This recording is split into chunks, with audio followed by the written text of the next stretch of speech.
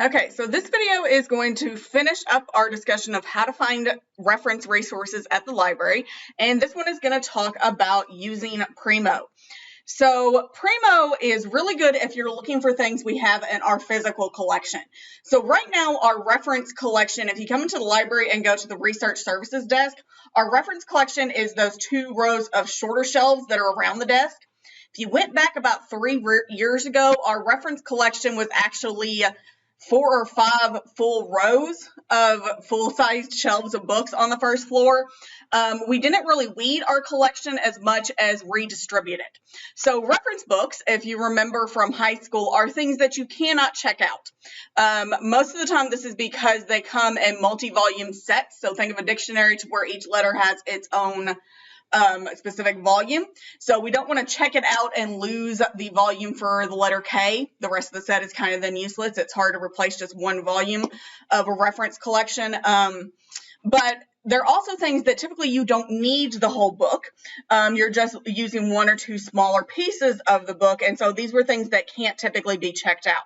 However, to increase the usage and to really redesign our collection space in the big building, we moved a lot of our physical collection to the general collection. So you have a lot of items that are encyclopedias, handbook, reference guides that would count as a reference resource, but aren't necessarily in the reference collection. So how to find those physical items both in the general collection and the reference collection, the sole way to do that is Primo. So searching once again with our keywords.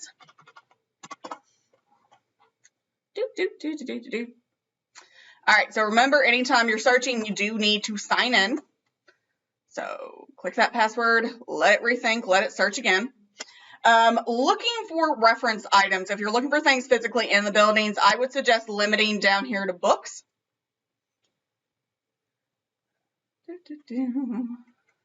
And then you're seeing books that we have online. We do have a lot of reference encyclopedias online, but you could also further limit so you're seeing, you get your book limiters, your availability, your date range, you get these other limiters over here on the left. You can limit to location type. And so that is going to bring you see, we get the general collection books, but you also get specifically books that we hold in reference or reference reserves. Sometimes you see something that says ready reference there, and that's just one shelf of things we use quite frequently. Typically stuff like our APA and MLA handbooks are in ready reference. They're right by the reference desk. They're things we get questions for a lot, so we put them on a special shelf. So you could limit to reference. And so it's then bringing you encyclopedias talking about climate change that have entries on climate change within them.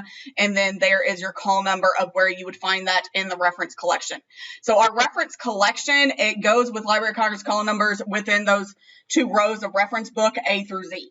And so you're going to see that within the entire alphabet of call numbers within just that small section. So finding those, you use it the same way you do the rest of the Library of Congress call number systems.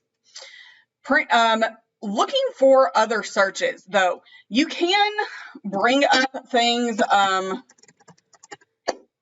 are reference materials, like I said, that are not in the reference collection. We do have a lot of reference books that are ebooks as well.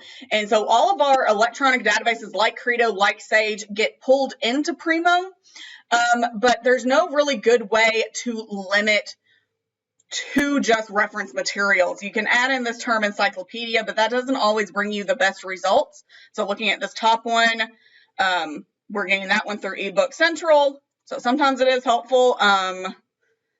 Encyclopedia. So and this one is then physical. Sorry, I was looking for more ebooks. Encyclopedia of Agriculture Mitigation.